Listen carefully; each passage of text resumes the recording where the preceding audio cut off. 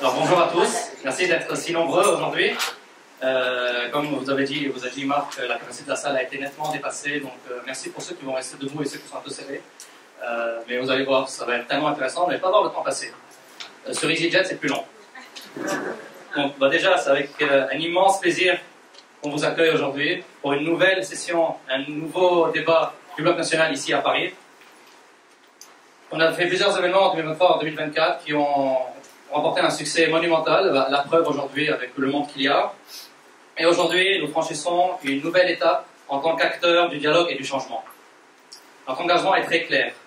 Provoquer la réflexion, apporter des solutions et replacer le débat politique au centre et au cœur de notre action. Le Liban, et en particulier sa diaspora, vous ici, avez un rôle essentiel à jouer dans sa construction. Une construction fondée sur des valeurs de souveraineté, de justice et de démocratie. Et ce qui nous définit au Bloc national, c'est aussi notre capacité à rassembler. Par exemple, ici, nous réunissons des personnes aux opinions diverses, parfois divergentes, y compris sur des sujets fondamentaux. Et nous pensons très fort que la confrontation des idées et le dialogue avec ceux qui ne pensent pas comme nous n'est pas une faiblesse, mais c'est une force. Et c'est dans cet échange, dans cette ouverture d'esprit, que réside le véritable progrès. Aujourd'hui, justement, nous allons aborder un sujet crucial. Et il était nécessaire pour nous de tenir une conférence et discuter de cette nouvelle étape qui arrive, le mandat avec Ron et Salam. Et avant de donner la parole à nos intervenants, je voulais vraiment vous remercier pour votre engagement. Votre participation active est vraiment, c'est la clé du changement. À ce propos, en parlant de changement, un one-page sur le programme du Bloc national a été distribué sur toutes les chaises. Et également, vous allez retrouver des QR codes à scanner un peu partout au Comet, dans la salle et dans la salle en bas. Parce que si vous souhaitez soutenir notre action, si vous croyez en ces échanges de qualité, si vous croyez en des débats qui comptent pour l'avenir, et si vous voulez avoir une voix forte pour le Liban de demain, votre contribution nous aidera à poursuivre cet engagement. Elle nous aidera très fort à poursuivre cet engagement. Bon, je vais passer maintenant la parole à Marie-Jo, notre modératrice qui nous a fait l'honneur de revenir sur cette table ronde aujourd'hui. Elle est journaliste d'investigation, elle est réalisatrice, présentatrice et journaliste radio. Elle a également été lauréate du prix Lockman Esteem en 2023. Encore une fois, merci à tous, merci à nos invités et place au débat.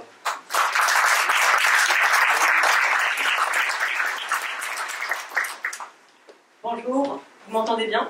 Oui. Bonjour à toutes et à tous. Alors, sans plus tarder, vous savez, notre discussion va porter aujourd'hui sur l'arrivée au pouvoir de Joseph Aoun et Nawaf Islam au Liban, tout ce que cela implique comme opportunité, mais aussi comme défi pour le pays qui se relève à peine de la dévastatrice offensive israélienne, qu'on va aborder bien sûr. Qu'en est-il du Hezbollah? Qu'en est-il du vide laissé par l'Iran après l'effondrement, si je puis dire, de l'axe de la résistance? Un nouveau Moyen-Orient est-il en train de se dessiner? Et le Liban est-il face à une opportunité clé donc pour se réformer et pour enfin bâtir sa souveraineté?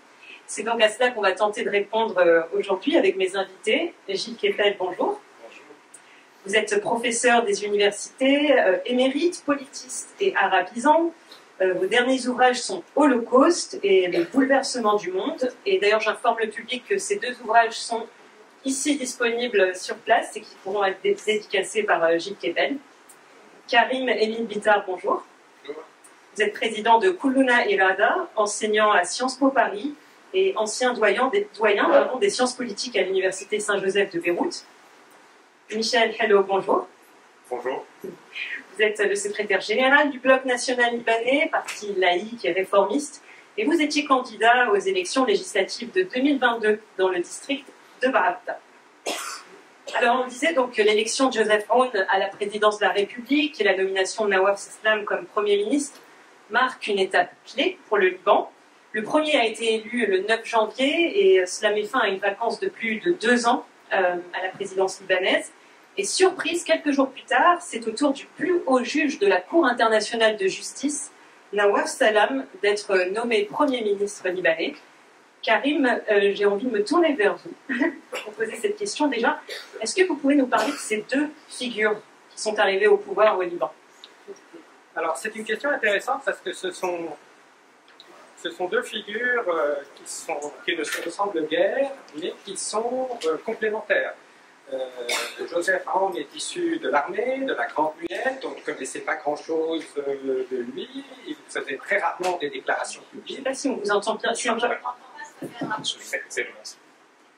Donc, deux personnalités très différentes l'une de l'autre, mais dont les profils pourraient être parfaitement complémentaires pour cette nouvelle phase qui est en train de s'ouvrir. Joseph Aoun est issu de l'institution militaire, il n'a quasiment jamais fait de grandes déclarations, il n'est jamais sorti de son devoir de réserve, mais il a réussi à gagner la confiance d'une grande partie des soldats et des cadres de l'armée libanaise, qui est la dernière institution transcommunautaire au Liban qui tient encore debout, qui évite que nous allions vers un effondrement total des institutions étatiques. Et il a également réussi à gagner la confiance de la communauté internationale. Cela dit, pour être honnête, beaucoup de Libanais étaient quand même... C'est pour ça qu'il a été élu? En grande partie parce qu'il y a eu un forcing, il faut le reconnaître, des États-Unis, de la France, de l'Arabie Saoudite, de la communauté internationale.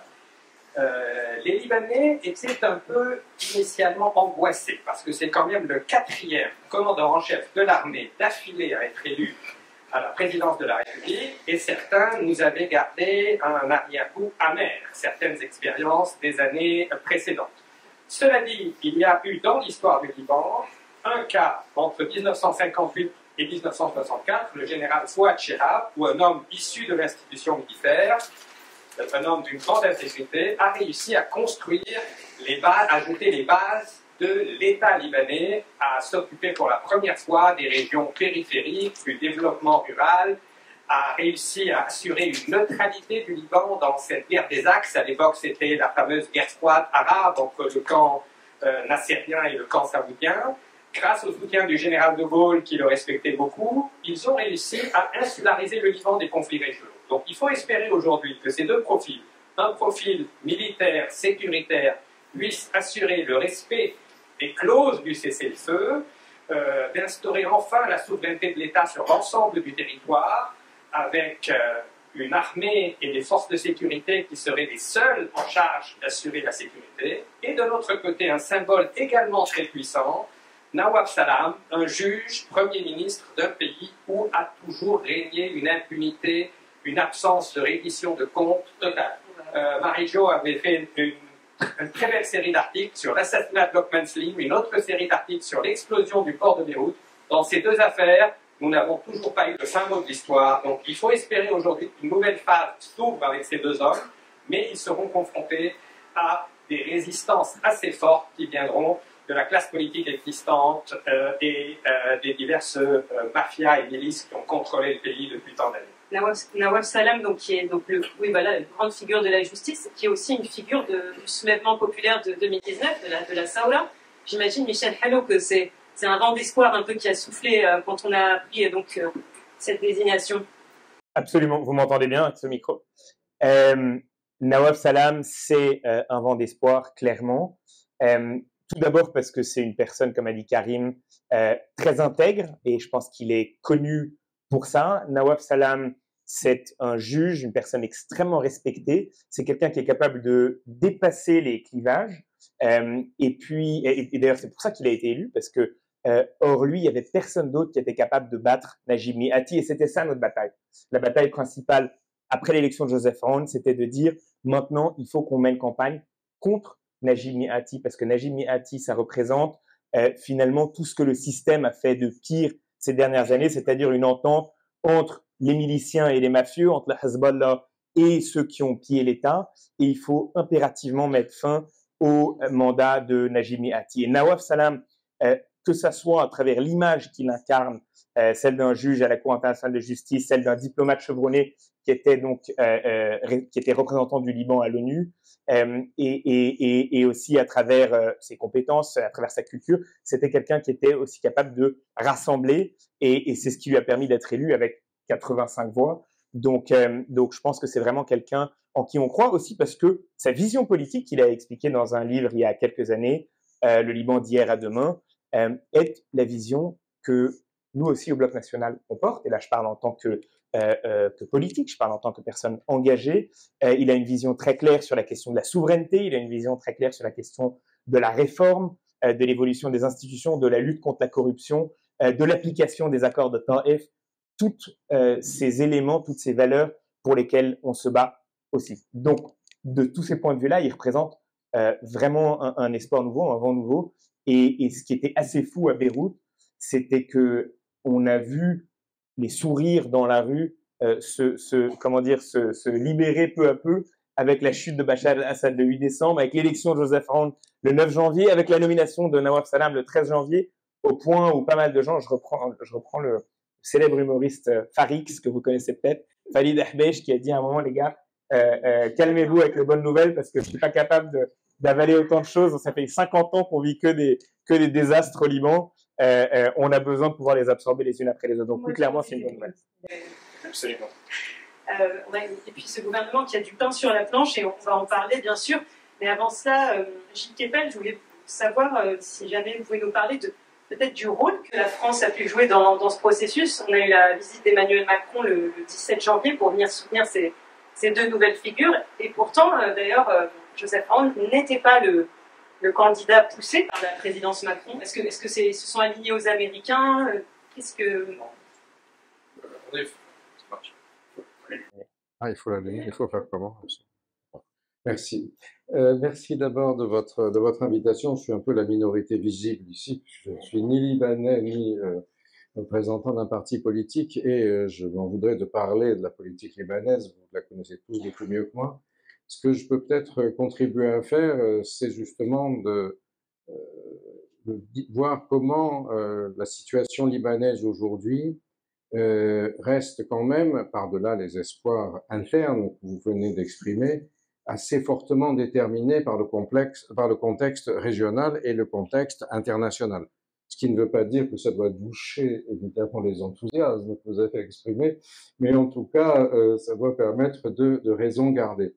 Alors, pour la question piège que vous venez de me poser, effectivement, on sait que dans le passé, disons, la France avait préféré un autre candidat qui a fait lever un certain nombre de sourcils dans ce pays, les miens en particulier, mais on peut parler, voilà.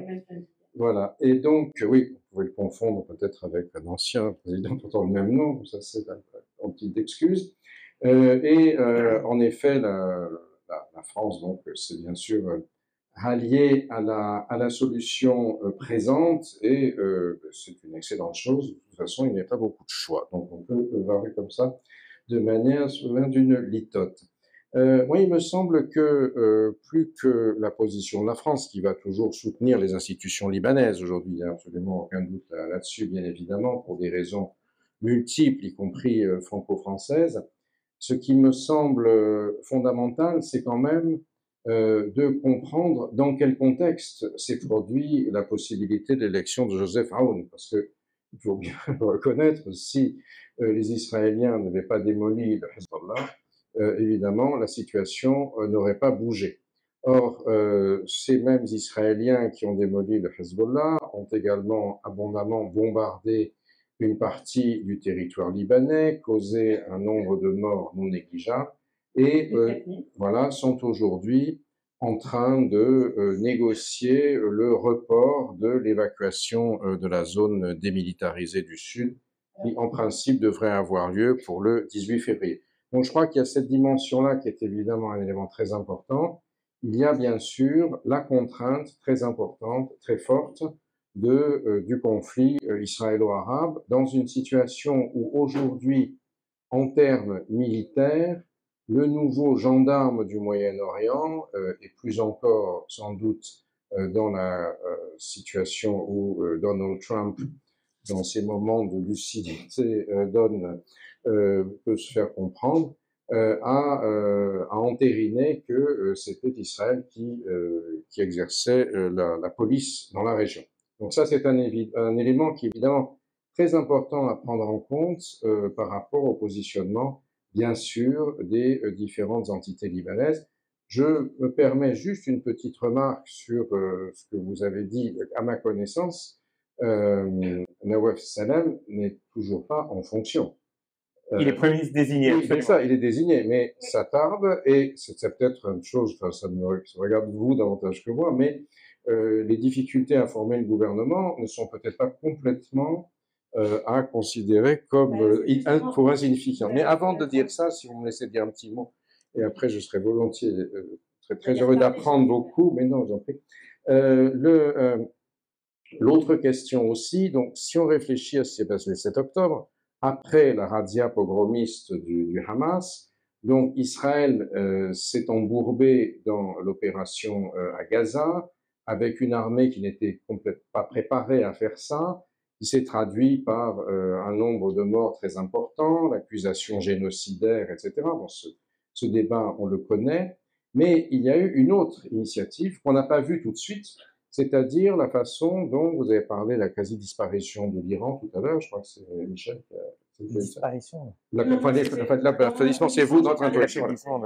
L'affaiblissement, enfin, en tout cas, oui, c'est un élément très, très important parce que les Israéliens, en fait, ont mené une autre offensive simultanée, c'est-à-dire les actions tout de suite contre l'axe de la résistance antisioniste, les bombardements sur la Syrie, maillon faible déjà, qui a abouti à la disparition du régime d'Assad, et les attaques sur la Dahiye avec la mort de Salah al-Harouri au début janvier, si je me souviens bien.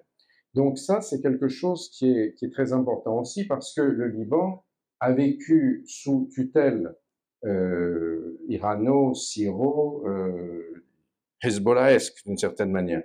Aujourd'hui, cela s'est en partie effondré. Jusqu'où est-ce que ça s'est effondré?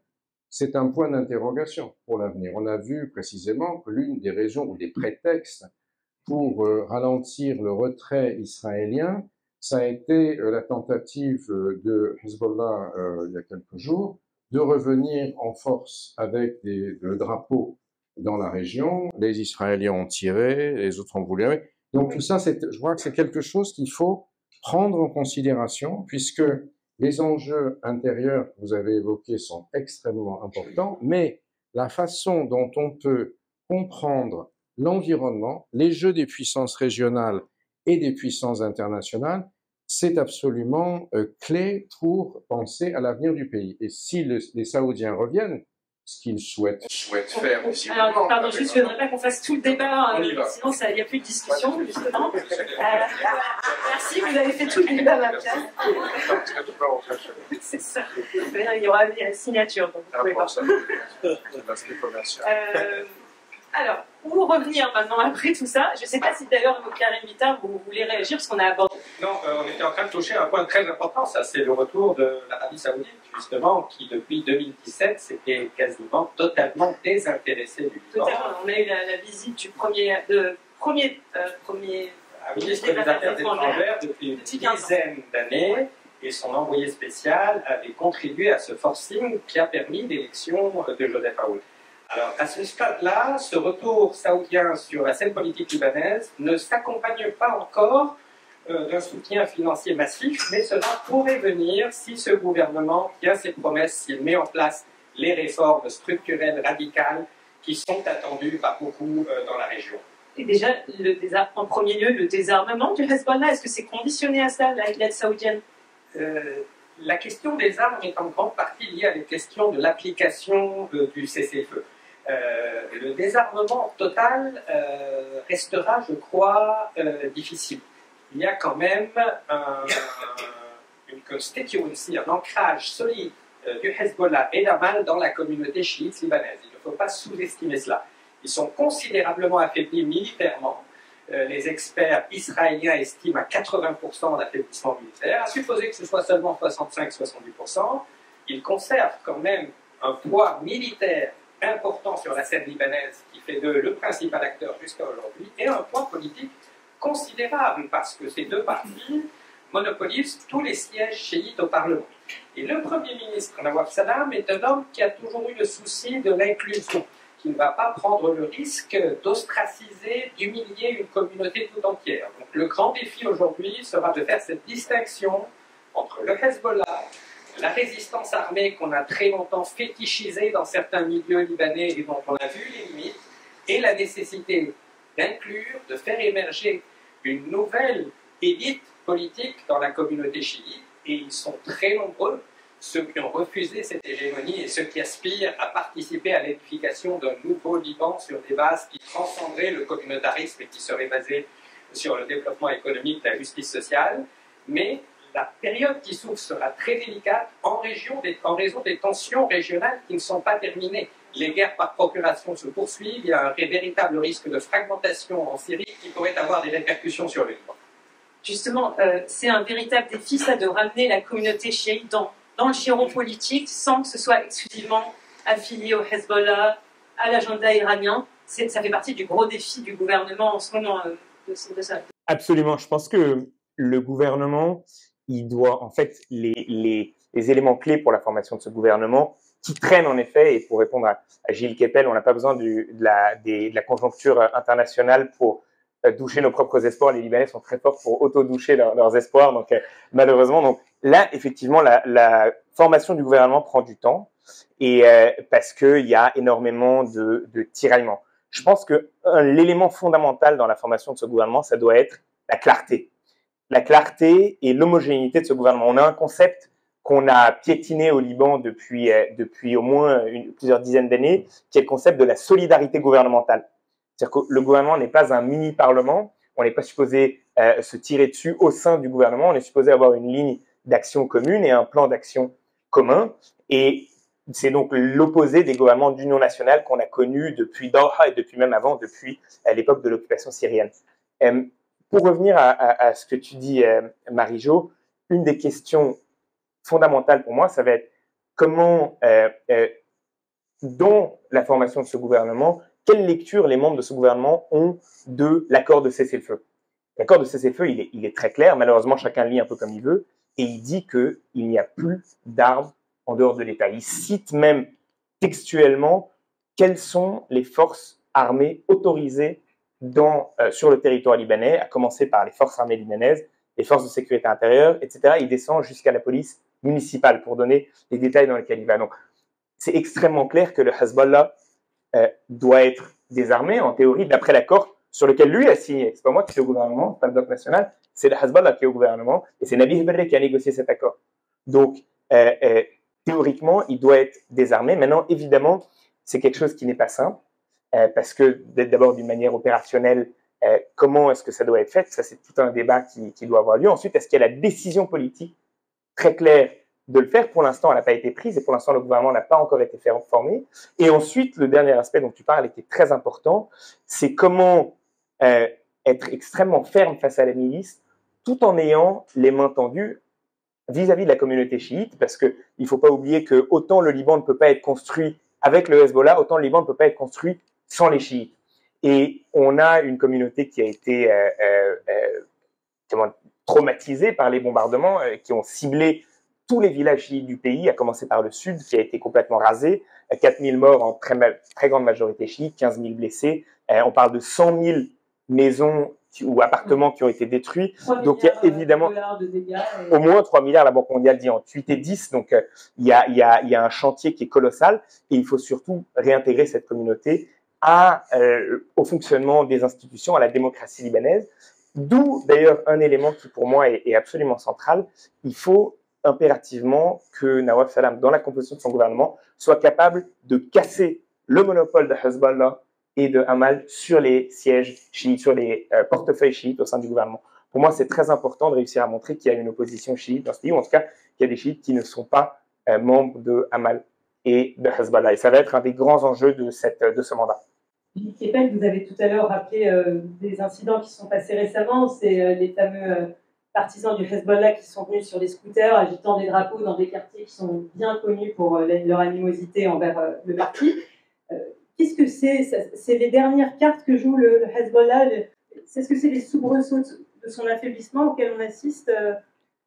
Vous savez, dans la doctrine islamique, dans ce point de vue-là, il y a ce qu'on appelle marhalat al-istid'af et marhalat al-tamkin, la phase de faiblesse et la phase de force. Hezbollah est aujourd'hui dans une sorte de phase de faiblesse qu'il essaye de négocier sans injurier l'avenir. Il y a quelque chose d'autre, je crois, enfin, d'après ce que me disent les collègues qui travaillent là-dessus, c'est que la démographie confessionnelle du Liban est en train de se modifier. Les chiites apparaissaient comme la communauté dominante du fait d'un taux de reproduction très important, puisque c'était une communauté rurale avec beaucoup d'enfants venus du sud. Mais au fur et à mesure que les familles ont été installées dans la Dahiyeh par le Hezb et avec l'argent de l'Iran, ils habitaient dans des espaces exigus. Et donc la transition démographique s'est effectuée. C'est-à-dire qu'il y a beaucoup moins de jeunes chiites aujourd'hui, qui faisaient, entre autres et malheureux, un réservoir de martyrs. Alors que la chose n'est pas la même du tout dans la communauté sunnite, où vous avez un monde rural dans le Akkar qui est encore très présent, et aujourd'hui, plus les Palestiniens, plus les réfugiés syriens, ceux qui sont, même sur le territoire libanais, aujourd'hui, il y a une prépondérance sunnite qu'il n'y avait pas aujourd'hui. Donc le chiisme se trouve, par sa masse démographique, si vous voulez, dans une situation aussi qui n'est plus exactement la même, outre les coups qu'ont pris l'Iran et le Hezbollah nécessairement. Alors, effectivement, sur tout ce que vous avez dit sur le fait... Est-ce que, par exemple, il agite la carte de déstabiliser la coexistence communautaire? Donc, c'est ça que... Je ne pense pas qu'ils en aient... Enfin, ils essayent d'une certaine mesure, parce que pour eux, c'est ce que vous avez dit, je crois que l'enjeu principal, c'est d'abord de ne pas perdre le leadership sur le chiisme à proprement parler, parce qu'il faut bien se rappeler que, à mon époque, quand j'étais jeune, les deux partis qui faisaient essentiellement la masse de l'extrême gauche libanaise, c'était les communistes et les grecs orthodoxes, dans la fameuse Monozameh. Et le Hezbollah a fait liquider systématiquement toute la gauche chiite qui n'était pas khoméiniste. Or, comme vous l'avez mentionné à l'instant, je crois que c'est effectivement extrêmement important aujourd'hui de faire en sorte que les chiites libanais puissent être représentés dans les instances du pouvoir par toute leur sensibilité, ne pas être réduits à un seul bloc. Et ça va être un des défis extrêmement importants pour le gouvernement de Nawaf Salam, dont moi, vous l'avez dit aussi, mais je pense que l'une des choses à suivre, c'est la capacité de Nawaf Salam à former son gouvernement aujourd'hui. Parce que ça traîne quand même, ça traîne. À Paris, évidemment, tous les Libanais qu'on voit reprennent l'avion pour Beyrouth pour être ministres de ceci ou de cela, mais ils sont plusieurs à sans se le dire, à le dire aux autres. Moi, je n'ai aucun pouvoir d'aider qui que ce soit, bien sûr. Mais donc, on voit bien que l'affaire n'est pas encore faite. Autant l'élection du président de la République a été faite, et au fond, les Maronites, même si démographiquement ils ne sont plus ce qu'ils étaient au Liban, restent l'axe du pays, parce que sans eux, les chiites et les sunnites se seraient massacrés d'une certaine manière. Autant, de ce point de vue-là, l'élection de la principale personnalité maronite a été possible du fait de la disparition de la mainmise de Hezb sur le pays, autant la capacité précisément de la principale personnalité sunnite, c'est-à-dire le Premier ministre, à former son gouvernement, elle est beaucoup plus significative des tensions qui persistent à l'intérieur de la société, des équilibres confessionnels, du rapport à l'environnement, etc. C'est pourquoi ce que vous disiez notamment sur l'Arabie Saoudite, qui est évidemment un des grands soutiens du sunnisme, même si ça n'est plus celle d'autrefois. L'Arabie Saoudite de MBS n'est pas obsédée par la wahhabisation, bien au contraire. Mais son enjeu aujourd'hui, je crois, c'est éviter le retour du Hezbollah. J'étais avec le président Macron dans l'avion quand nous nous sommes arrêtés, enfin il s'est arrêté, vous en avez pas cale, de retour d'Abu Dhabi pour permettre à Rafik Hariri de sortir de l'endroit où il était confiné, disons. Il y a des anecdotes savoureuses, mais que je ne raconterai pas en public devant vous. Qu'est-ce que j'ai dit? J'ai dit Rafik. Excusez-moi, c'est parce que je suis un vieillard, oui. Saad, excusez-moi. Mettez ça sur l'âge. Moi, j'ai pensé à l'aéroport. Non, c'était autre, voilà. Et donc, à ce moment-là, la tension était maximale, si vous voulez. Aujourd'hui, je crois que les choses ne sont plus de ce type-là, mais bien évidemment, c'est très important. Alors, pour terminer là-dessus, parce que je sais que vous voulez que je sois bref, vous aurez du mal, mais vous avez essayé, vous êtes courageuse, en tout cas, je vous félicite. C'est pas seulement maintenir le Hezbollah dehors, à travers ce qui s'est passé en Syrie, pour les Saoudiens aujourd'hui, il y a quand même une inquiétude turque très importante. Et d'une certaine manière, si on regarde les cartes de l'axe chiite qui va jusqu'à Latakia, jusqu'à Tartous et jusqu'à Beyrouth Sud, disons jusqu'au mois de décembre, plus ou moins. Et à partir d'aujourd'hui, d'une certaine manière, les Persans ont été rejetés de l'autre côté de l'Euphrate. Et même en Irak, aujourd'hui, le Premier ministre irakien a dit que ce serait bien que les Américains restent et a dit aux milices chiites de la mobilisation populaire, là, le Hassad al-Sha'abi, ne tirez plus sur Israël, ce qu'ils ont fait. Donc ça branle dans le manche chiite, clairement. Mais si la contrepartie, c'est une mainmise turque sur Cham et et cœur palpitant de l'arabisme, les Saoudiens n'apprécient pas. Ibrahim Kallen est venu faire la prière, patron du service des Mukhabarat turc, du MIT, est venu faire la prière à la mosquée des Omeyyades le vendredi suivant. Donc ça a été moyennement apprécié à Riyad. Et je crois que c'est un élément, même si au Liban même, dans la politique intra-libanaise, la question turque n'est pas aussi présente, néanmoins, le Liban ne peut pas se désintéresser de cette situation. Alors, on a encore une fois beaucoup de questions qui ont été soulevées. Je voulais quand même entendre, est-ce que vous voulez réagir, Karim, ou est-ce qu'on peut parler éventuellement justement des défis qui attendent ce nouveau gouvernement, enfin la composition de ce gouvernement?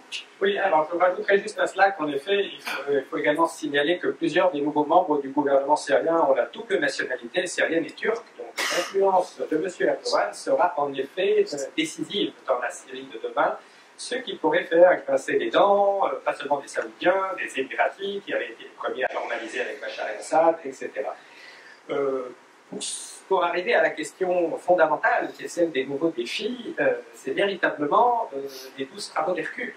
Donc il faut que les Libanais aussi tempèrent un tout petit peu leur optimisme, leur enthousiasme, car ce gouvernement, s'il fait bien son travail, deviendra assez rapidement impopulaire.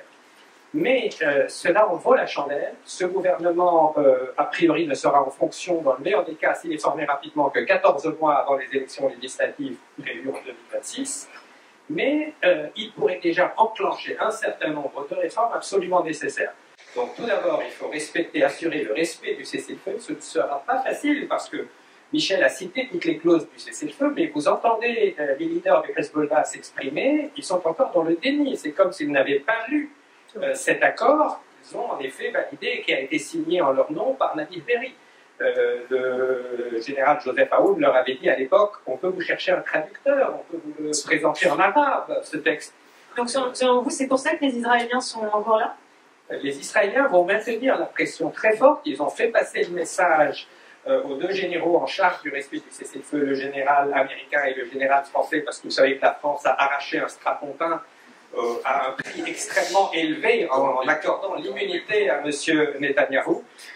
Mais ça permet quand même à la France de faire passer certains messages. Le message aujourd'hui qui est en train de passer, c'est qu'il faut véritablement que le Hezbollah comprenne qu'Israël ne cédera pas et que les frappes pourraient reprendre. Donc, le premier défi, c'est le respect du cessez-le-feu, le désarmement autant que possible, et l'accord prévoit non pas seulement au sud du Litanie, mais au nord du Litanie. Ensuite, vous avez toute une succession de chantiers à mener. L'indépendance de la justice en est un. Mais déjà, si on peut tout simplement parler de ce qui se passe en ce moment, Nawaf Salam s'est donné une feuille de route, c'est de ne pas nommer des ministres qui sont sous la coupe des partis. Et c'est compliqué. Et cela fait déjà grincer des dents. Nawaf Salam avait évoqué son rôle de juge, d'ambassadeur, c'est également un intellectuel. Les intellectuels en politique, ça peut donner des situations assez complexes.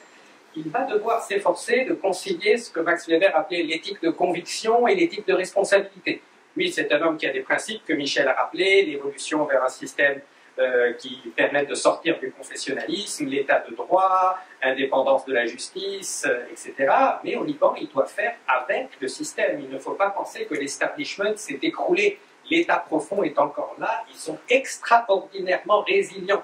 On nous a fascinés avec l'idée que les Libanais étaient résilients. Les Libanais sont à bout de force, mais M. Berri, M. Pikati, tous les autres, la bancocratie, sont encore très puissants et on ne peut pas faire du neuf avec du vieux. Ne vont pas voir d'un bon œil tous ces chantiers, l'indépendance de la justice, la restructuration du secteur bancaire,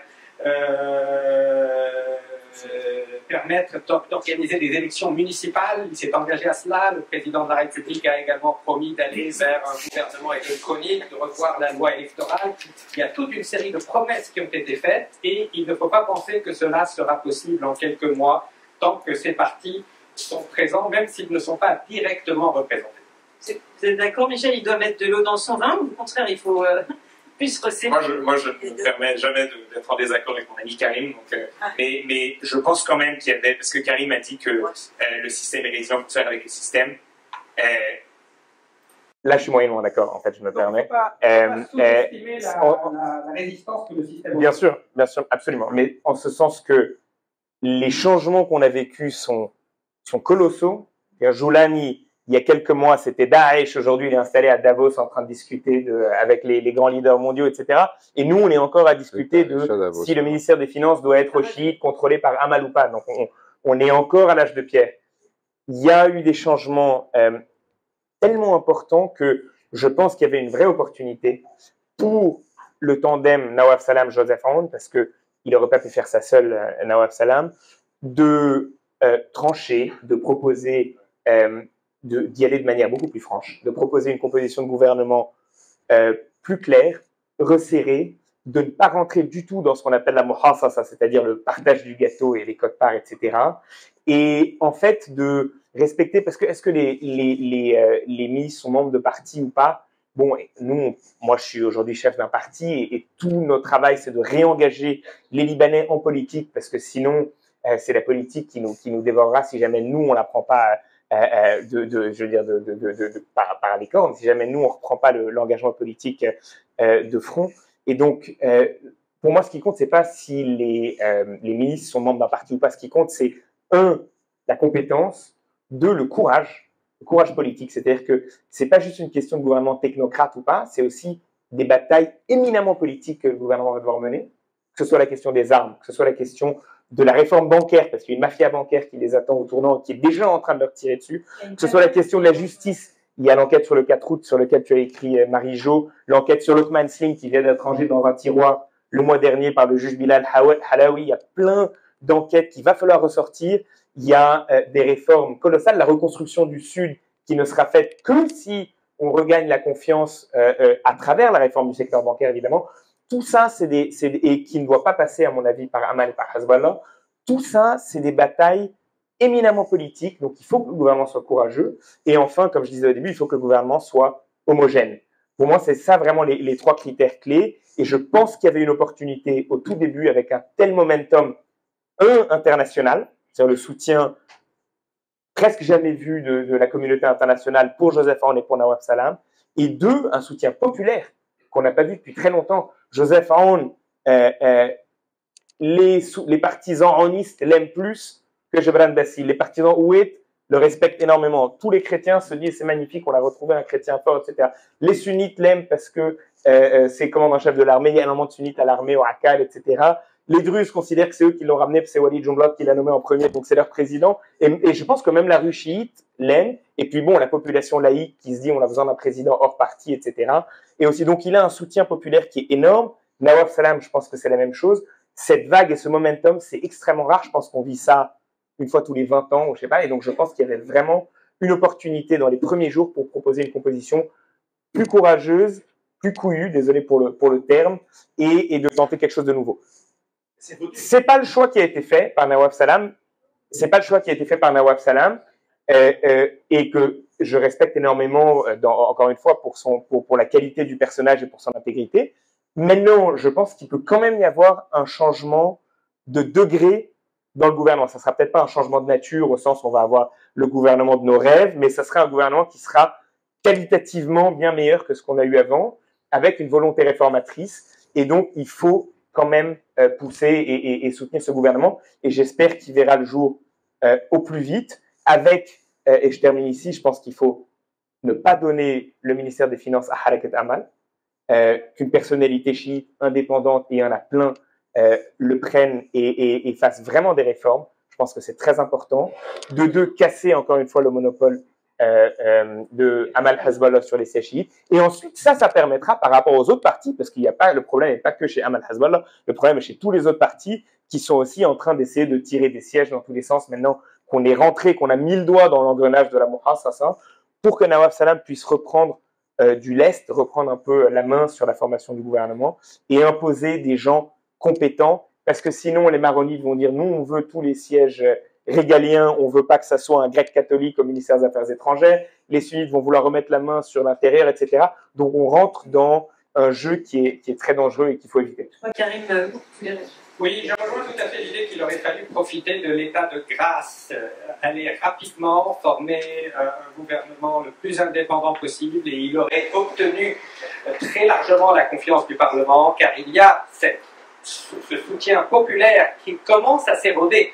Et il y a également un soutien massif de la communauté internationale. C'est pour ça qu'il ne faut vraiment pas lâcher cette opportunité, rater cette opportunité. On en a raté une en 2005, une autre en 2019. Aujourd'hui, ces délais commencent à m'inquiéter. Il ne faut plus faire de compromission avec l'establishment. Il faut prendre en compte, éviter de rentrer dans la provocation. Mais je pense qu'un gouvernement indépendant aurait pu obtenir une confiance massive du Parlement. Ensuite, il aurait fallu aussi, il faudra en tout cas aller très vite, parce que à travers le monde, on voit en étudiant l'histoire que quand il y a eu des réformes structurelles radicales importantes, elles ont en général lieu dans les 100 premiers jours, ou dans la première année de la formation d'un gouvernement, d'une administration. C'était le cas avec Franklin Roosevelt au moment du New Deal, ça a été le cas avec Margaret Thatcher. Je peux préciser pour le Liban, donc, ce qui était... Donc, au Liban, très rapidement, d'abord, il faut envoyer des symboles. La politique, c'est beaucoup la sémiotique des symboles. L'impunité, il faut dire c'est fini. Il faut que l'enquête sur l'explosion du port de Beyrouth aille à son terme. Il faut que, au moins, quelques personnes responsables des malversations financières phénoménales qui ont eu lieu aient à rendre des comptes. Alors, là, on a une cabale qui est littéralement menée par ce lobby contre ce nouveau gouvernement, justement, par ce lobby bancaire. Absolument. L'establishment politico-financier libanais a très mal digéré l'arrivée de ces deux figures extérieures à la classe politique traditionnelle. Et vous savez, un peu partout à travers le monde, en période de crise, les théories du complot fleurissent. Une ou deux générations avant Gilles Kepel, une des grandes figures à Sciences Po, c'était Raoul Girardet, qui avait fait un bouquin Mythe et mythologie politique. Il y avait le mythe du complot. Le complot des juifs, des jésuites, des francs-maçons. Aujourd'hui, on est dans un monde où c'est les Illuminati et c'est George Soros. Donc il y a eu une campagne depuis 2-3 ans qui paraissait le même jour dans des médias proches du Hezbollah et dans des médias proches de la bancocratie, accusant tous les groupes réformateurs d'être supposément manipulés par George Soros pour détruire les valeurs familiales, pour implanter je ne sais qui. C'est un peu comme dans la logique trumpienne, vous jetez de la boue sur le mur en espérant que quelque chose va accrocher. Donc malheureusement, c'est une société très polarisée, très traumatisée. Donc il y a une partie de l'opinion publique qui est réceptive à ces théories du complot, alors que ceux qui sont véritablement responsables de la crise ont échappé à toute reddition de comptes. Donc là, j'espère que le Premier ministre et le Président se montreront très fermes, qu'ils iront rapidement vers ces dossiers chauds, assurer l'indépendance de la justice, rendre justice aux victimes de l'explosion du port de Beyrouth, lancer le processus de restructuration des banques et l'accord avec le Fonds monétaire international sans lequel nous n'obtiendrons pas l'aide des autres pays du Golfe. On a cité les chiffres pour le Liban, 8 milliards, si ça peut vous aider à relativiser. Les experts de la Syrie disent que c'est 450 à 500 milliards qu'il faudra pour reconstruire la Syrie. Donc cet argent pourrait venir assez vite au Liban, à condition toutefois qu'on ne reprenne pas les vieux travers, qu'on ne retombe pas dans une muhassasa qui ne dirait pas son nom, qu'on marque un clean break, une rupture avec les pratiques du passé. Mais les deux personnages sont prudents.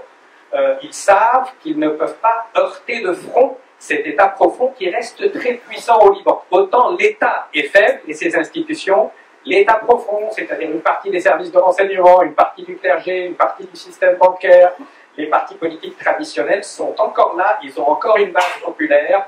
Donc il faudra faire preuve de beaucoup d'habileté, de beaucoup de diplomatie pour progressivement les inciter à jouer le jeu. Pourquoi l'expérience de Fouad Chehab a réussi dans les années 60, c'est parce qu'il a convaincu quelques leaders traditionnels de participer à cette édification de l'État. À l'époque, Pierre Gemayel, chef des Kataeb, Kamal Jumblat, leader druze, Rachid Karameh, leader sunnite, ont accepté de participer à des gouvernements Raymond Aidé, alors que d'autres sont combattus immédiatement Fouad Chehab jusqu'au bout.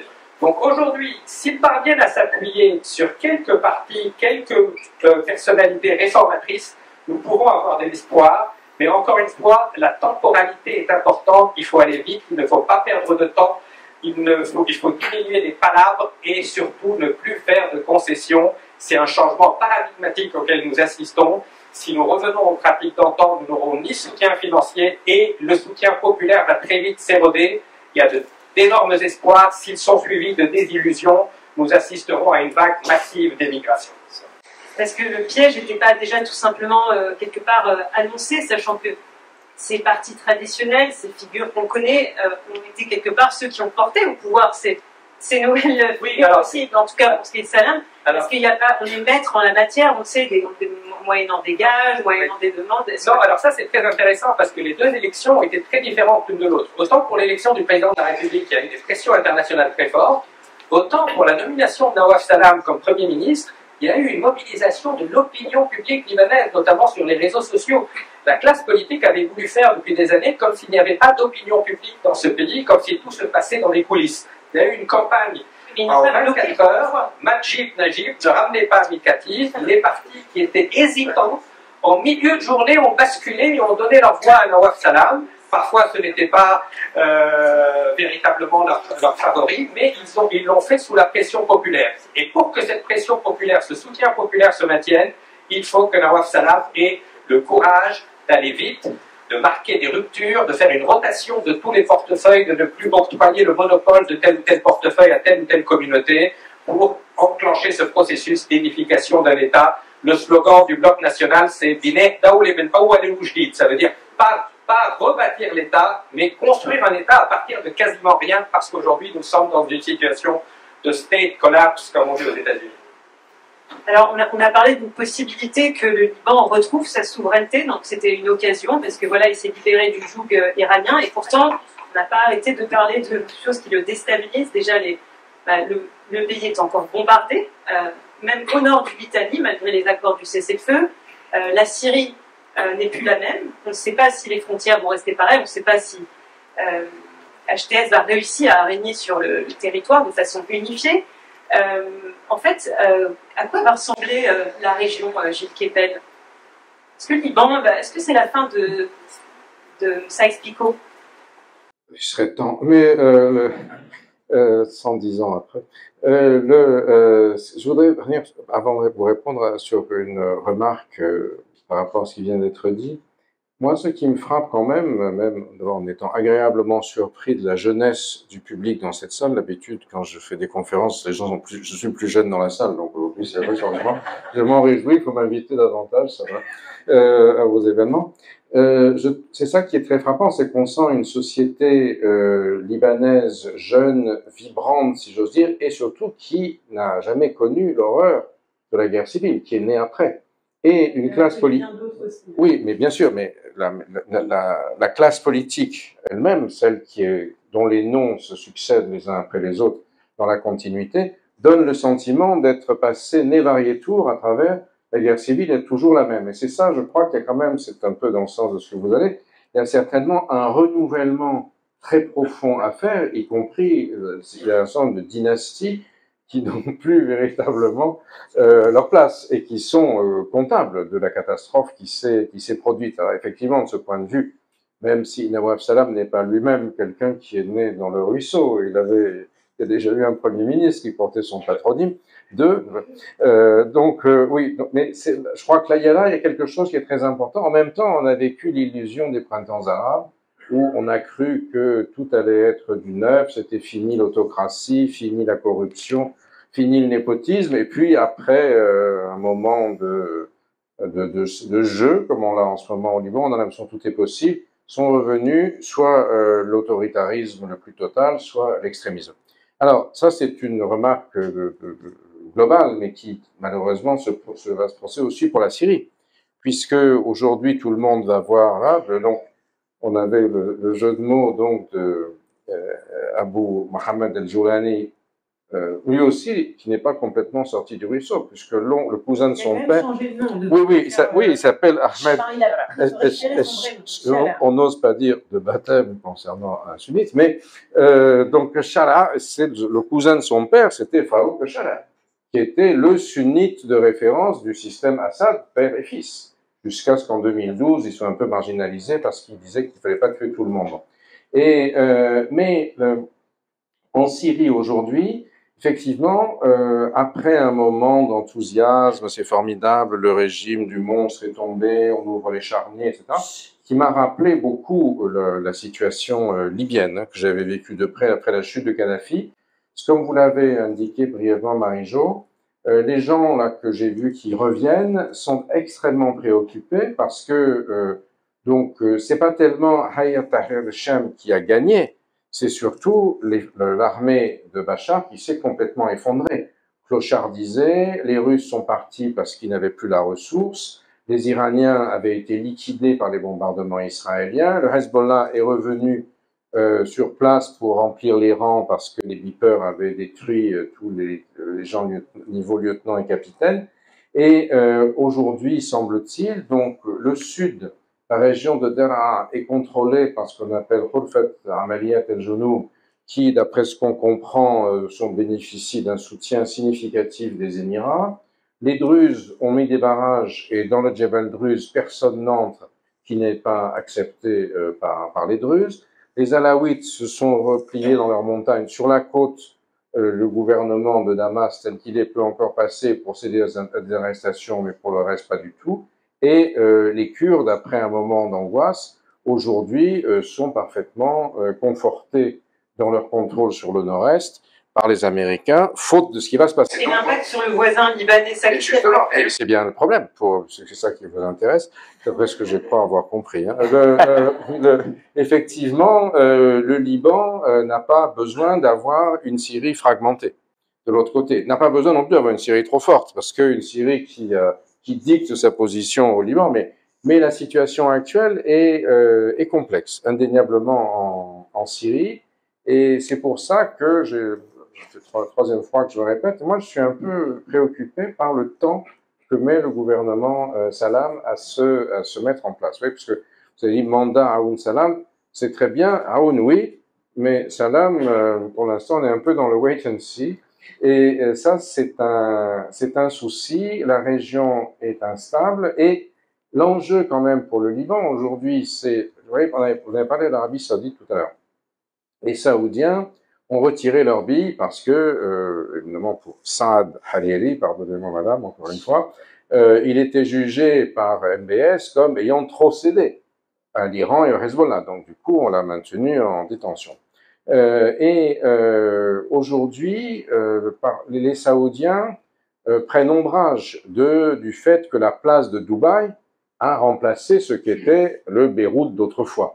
Et je suis convaincu qu'il y a une forte volonté saoudienne de réinvestir énormément sur Beyrouth aujourd'hui, aussi pour rééquilibrer Dubaï, faire revenir, parce que Dubaï fonctionne en grande partie avec les Libanais et des Syriens, ce qui assure quand même une grande partie des fonctions intermédiaires sans lesquelles la machine ne fonctionnerait pas.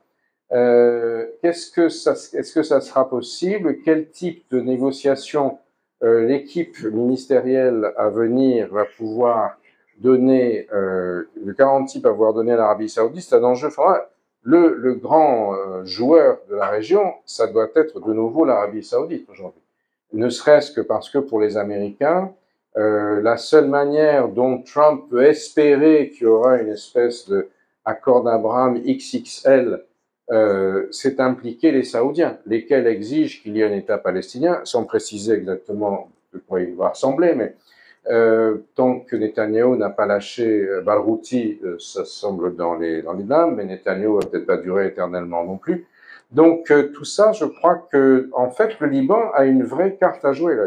Il peut retrouver pas complètement son rôle d'antan parce que la richesse s'est déplacée du Levant vers le Golfe.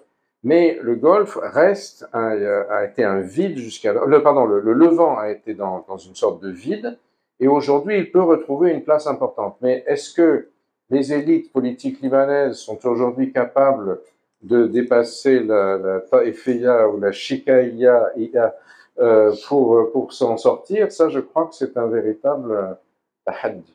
Michel? Non, je pense que Gilles a tout à fait raison. Je pense que les Saoudiens ont tout intérêt à ce que le Liban se stabilise, à ce que le Levant se stabilise, qui sont prêts à investir, à réinvestir le Liban et à investir financièrement, mais à des conditions très claires.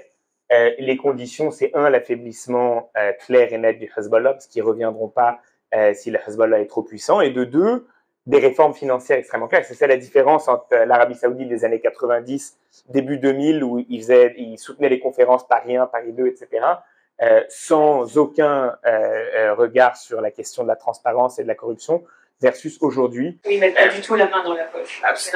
En attendant de voir ce qui va se passer. Maintenant, pour revenir aussi à ce que vous disiez sur le système et la lenteur de la formation du gouvernement, là où il faut aussi être très attentif, c'est que c'est loin d'être terminé, en ce sens que Miati lui-même est aux aguets, il attend, il l'a dit dans une interview télévisée il y a moins d'une dizaine de jours, il attend de voir ce que Nawaf Salam va faire, et comme il est rentré un peu dans ce méandre des codes-parts et de la formation complexe du gouvernement en négociant avec tous les partis, Miati dit en gros, vous allez voir, Nawaf Salam il va faire la même chose, mais en pire, et dès qu'il se plante, je suis là pour reprendre la main et pour essayer d'être de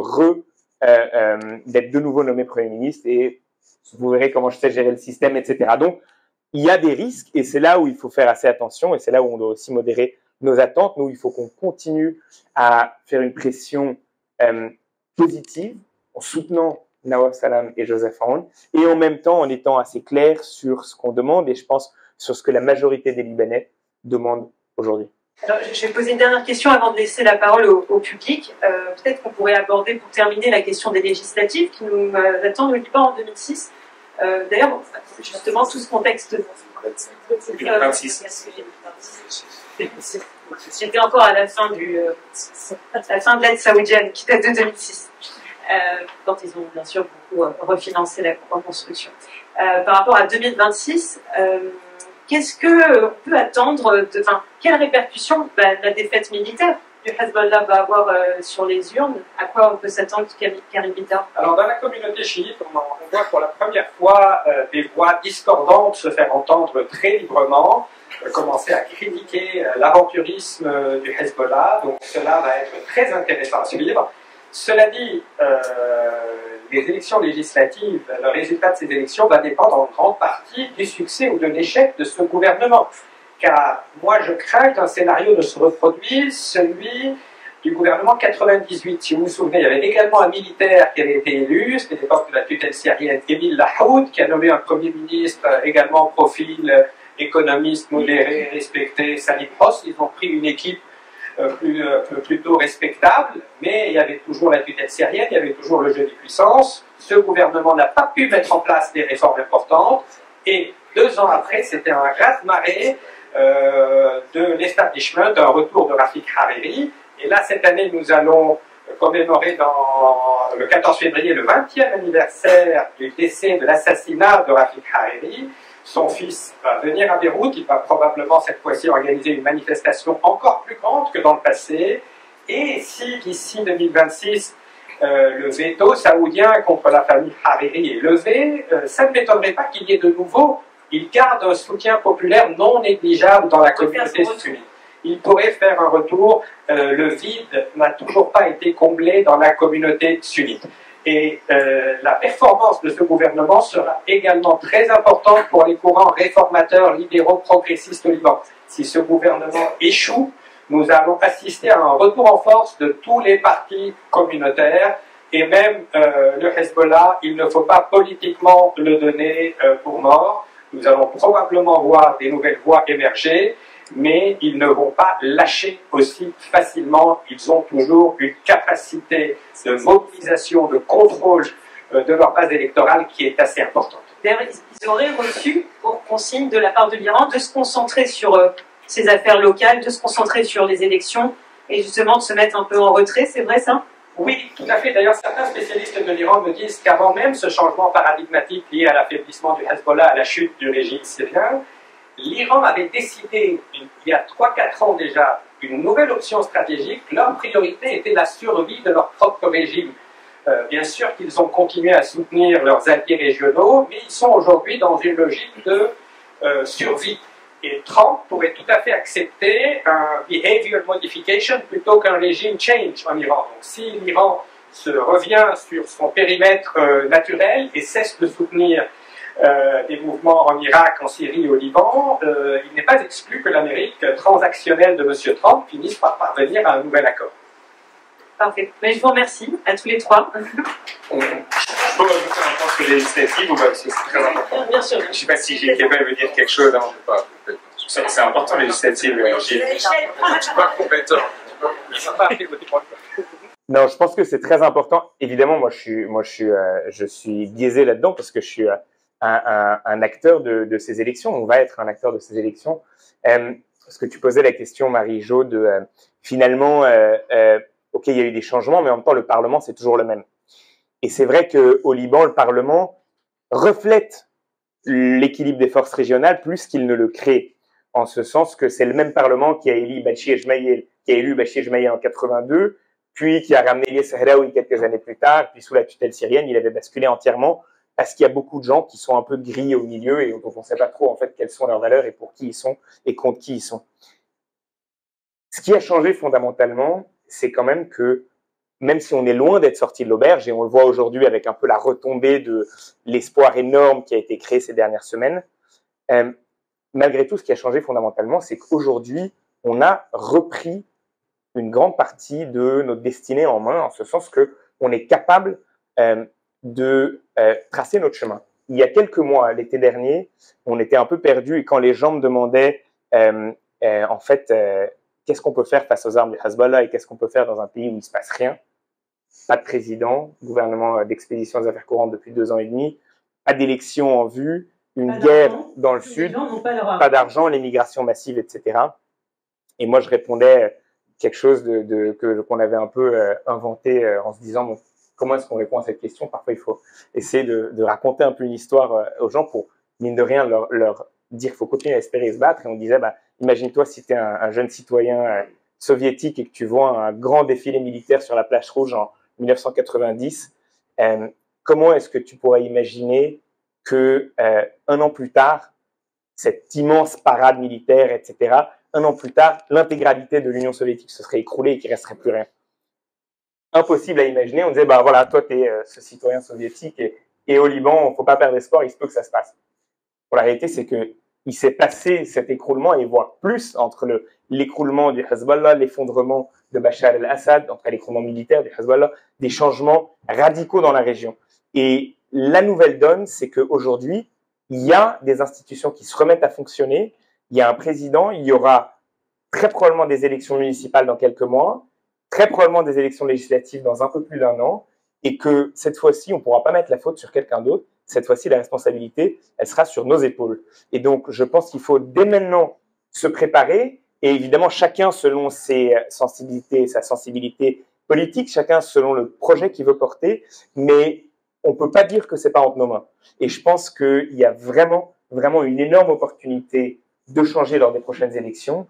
Nous, notre bataille, elle est très simple.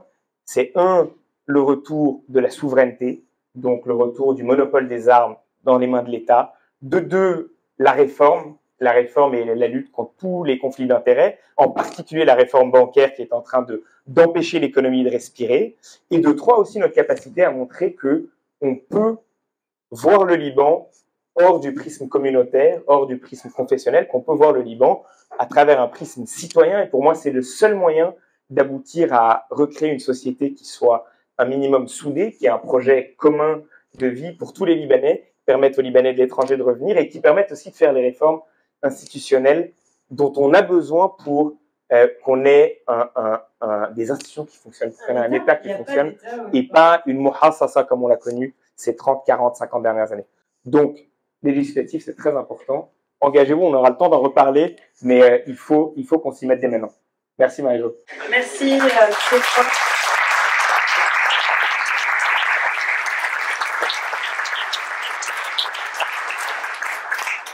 On va bien sûr passer à une séance de questions-réponses. Alors, on sera très très ferme là-dessus. C'est des questions et pas des interventions, même si on sait que vous êtes toutes et tous très intéressants. Voilà, donc c'est le micro qui va. Philippe, on a besoin de micro. Philippe, on va commencer devant. Bon, merci pour le doc national de nous donner cette opportunité d'écouter Karim et Gilles, excellent vidéo. Merci beaucoup. D'abord, une question, c'est que moi je me m'attarder un peu sur le défi israélien. C'est-à-dire les vraies intentions de Netanyahou, est-ce qu'ils vont finir par accepter tous les termes de l'accord de 1701? Est-ce qu'ils vont vraiment garder des positions suffisamment compétitives maintenant? Et surtout que derrière Netanyahou, il y a maintenant l'administration américaine de Trump, et surtout que ça va donner un prétexte en or là, pour les Hezbollah de ne pas vraiment déposer ces armes, de ne pas livrer ces armes et permettre à l'armée israélienne de contrôler tous les territoires occupés.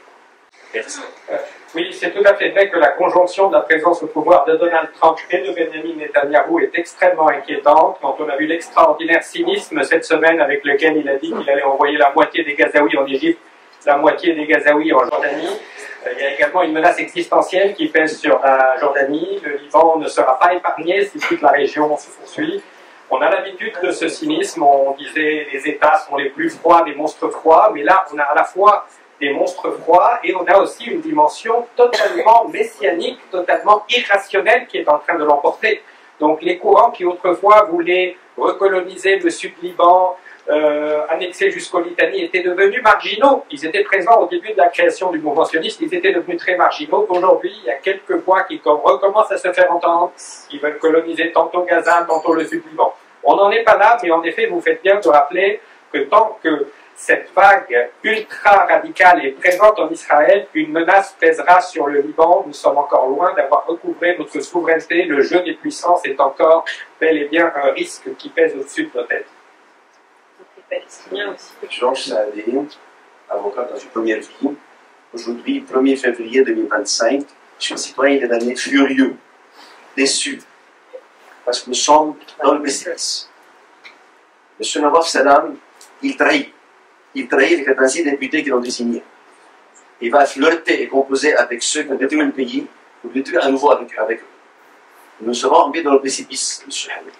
Si il va composer le gouvernement annoncé avec ces gens-là, nous ne l'aurons pas. Ne l'avons plus. Il n'y aura ni réforme, ni aide, ni le Liban ne le suivra jamais. Dans ce cas-là, je ne pense pas qu'il faut espérer des élections 2026. C'est foutu de foutu. Il faut peut-être penser à un changement de régime.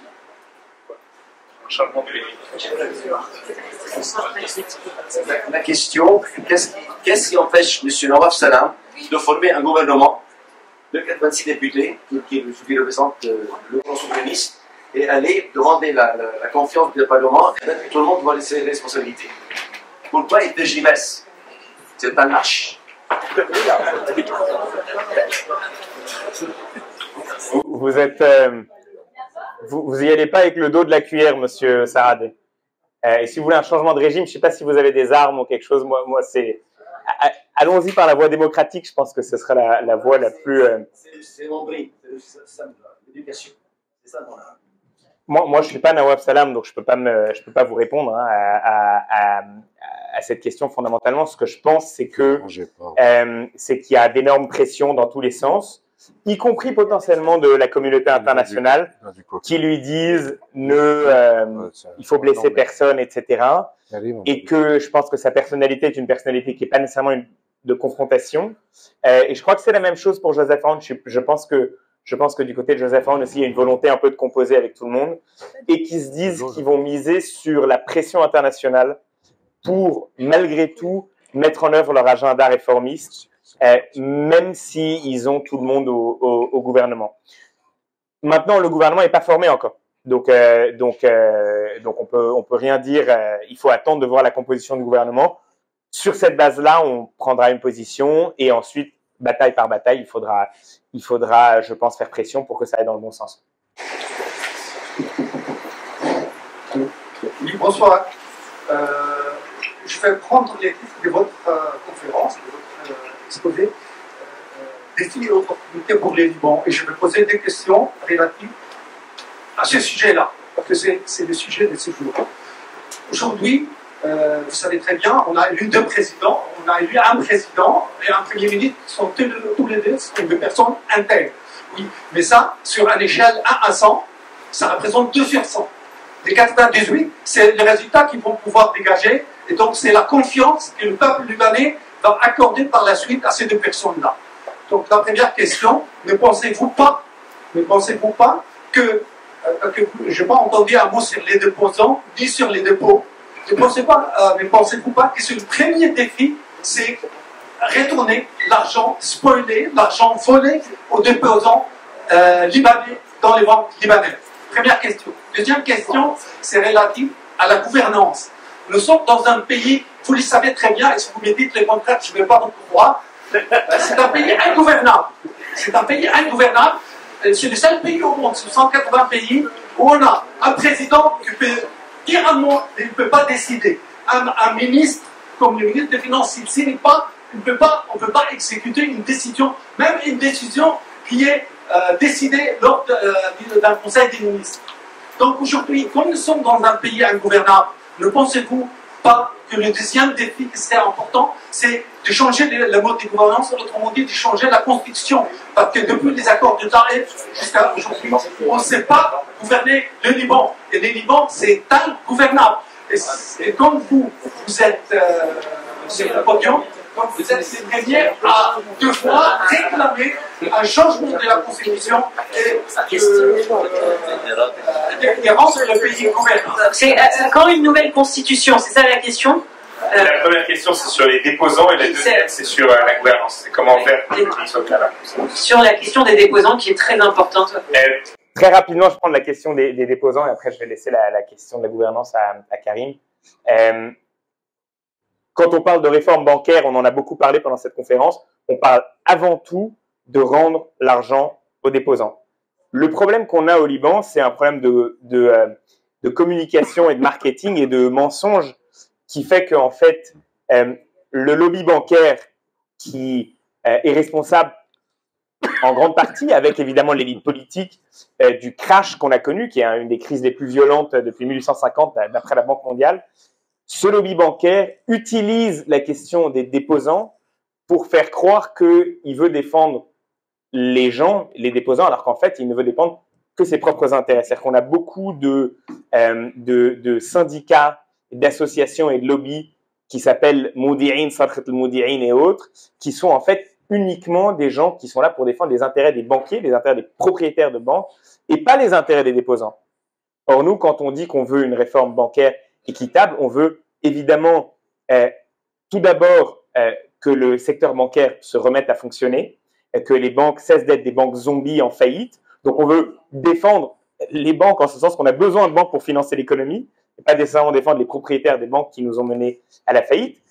Et on veut évidemment rendre l'argent aux déposants, qui est une énorme priorité, et on veut aussi préserver autant que possible l'État libanais, en ce sens que l'État, c'est nous tous, et que si aujourd'hui toutes les pertes vont à l'État, et ben l'État ne repartira jamais, et qu'on ne pourra jamais relancer la machine, et que l'État ne pourra pas réinvestir, se réendetter pour réinvestir et réintégrer le circuit financier international.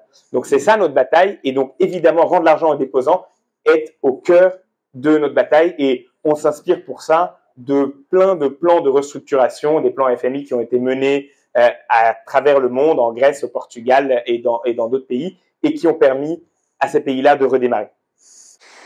Alors sur la question des déposants, Michel a parfaitement bien répondu. Certains, on disait tout à l'heure que le Hezbollah était dans le déni, certains banquiers sont également dans le déni, ne veulent pas reconnaître que les banques sont devenues des banques zombies et cherchent à faire assumer à l'État, c'est-à-dire à l'ensemble des citoyens, leurs pertes après avoir joué au casino avec l'argent de tout un peuple.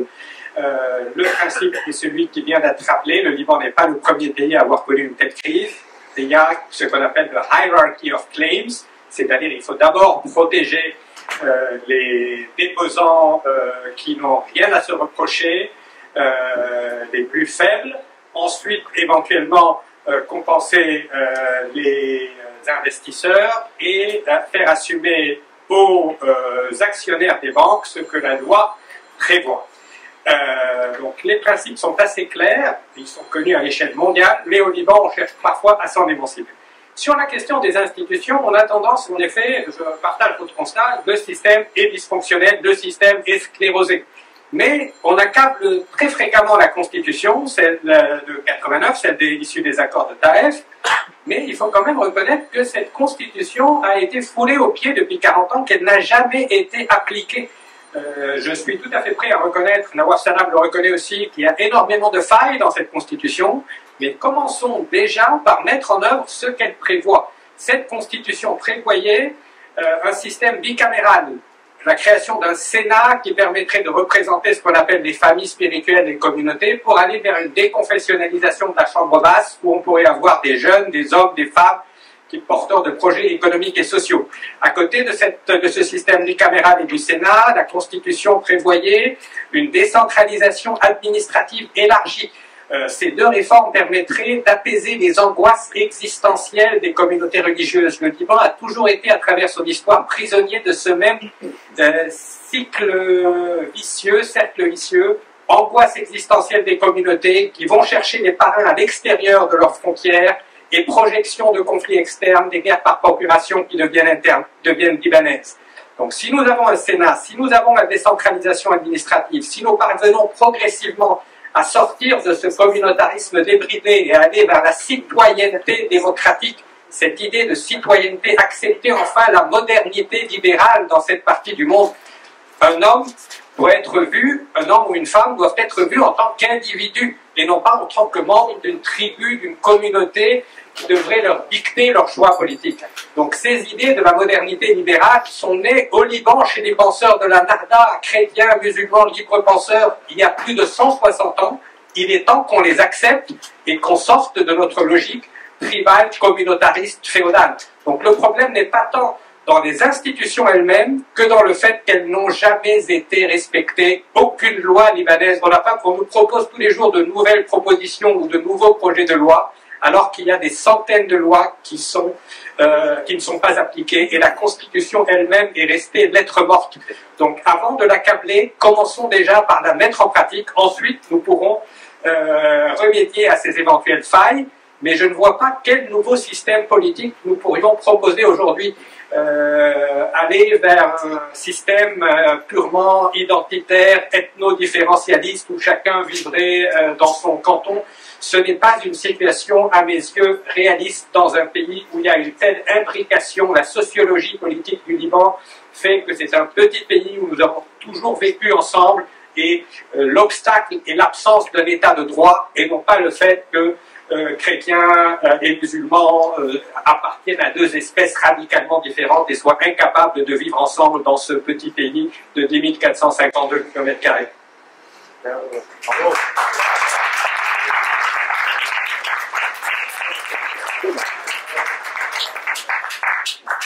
Bonjour, bonsoir. Alors, je tenais tout d'abord à vous remercier pour cette intervention. Il y a beaucoup de questions, donc on va faire ça en ordre. On va faire 1, 2, 3, désolé. Alors, la question concerne le programme. Alors, 1, 2, 3. Il y a des gens qui attendent. Non, mais allez-y. La question concerne le programme du bloc national libanais. Et dans l'esprit de quelle est notre place, nous, le peuple arc-en-ciel, dans ce futur Liban?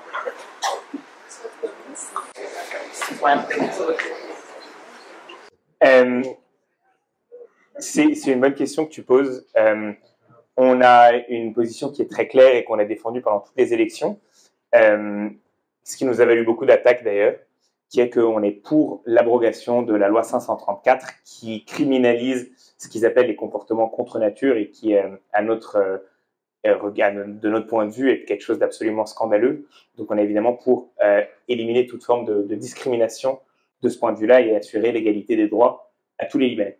Je pense que c'est quelque chose d'extrêmement basique.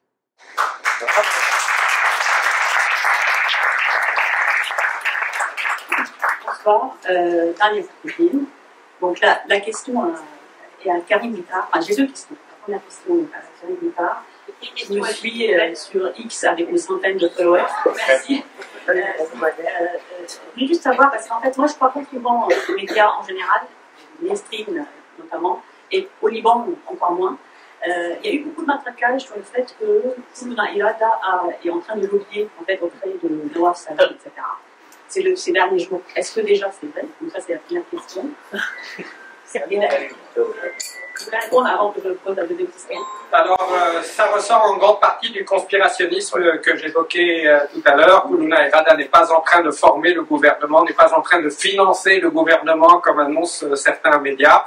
Nawaf Salam, nous le connaissons très bien depuis longtemps. Plusieurs de nos membres sont proches de lui. Il peut demander conseil de temps en temps. Mais il n'y a absolument rien de vrai dans cette campagne qui est orchestrée par ses adversaires pour tenter de l'intimider. Je doutais justement. Alors, ma deuxième question, ça concerne un peu plus ici, là, ce qui se passe en France, en fait. Je ne sais pas si c'est à vous, M. Kubel. En gros, depuis le 7 octobre, nous avons vu les limites de l'exercice démocratique, médiatique, politique, etc., de ce qui se passe dans cette région-là, que ce soit en Palestine ou au Liban, d'ailleurs, depuis septembre. Donc, on a aussi vu, par exemple, des organisations comme Elnet qui se vantaient d'avoir dans sa poche 70% des députés français et qui est en train de travailler en ce moment sur la diplomatie, parce que la diplomatie est en gros l'ennemi, en fait, de cette organisation-là et de tous les gens qui sont pro-israéliens ou pro-extrême droite israélienne.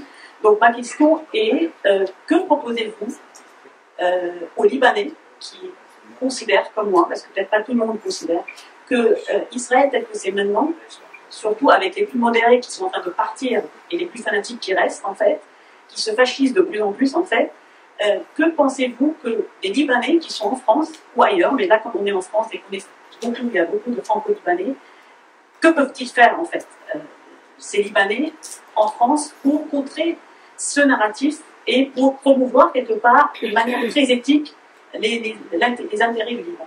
C'est une très belle question à laquelle on pourrait répondre longuement. Pour ceux qui n'ont pas saisi l'allusion, Elnet, c'est une tentative française de répliquer un peu l'AIPAC qu'il y a aux États-Unis, d'entretenir certains parlementaires dans un climat favorable à Israël.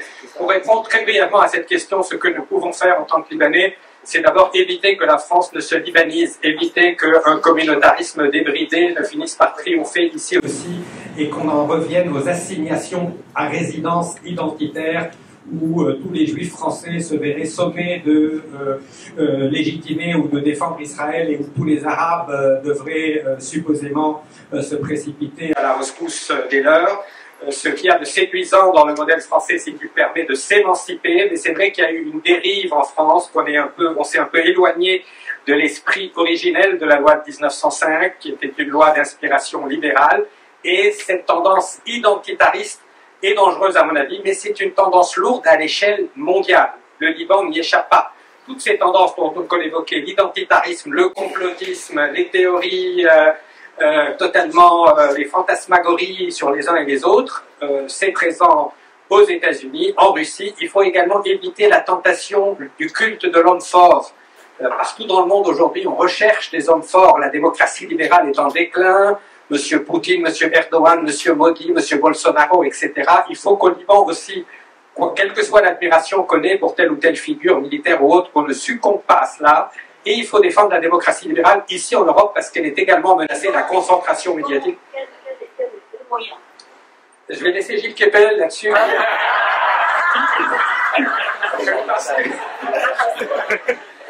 Après 1968, beaucoup de choses sont parties dans un sens assez imprévisible, mais je pense quand même que nous sommes dans une phase qui est celle de la contre-révolution, qui est celle du backlash contre la démocratie libérale. Quand j'étais étudiant dans les années 90, tout le monde était optimiste.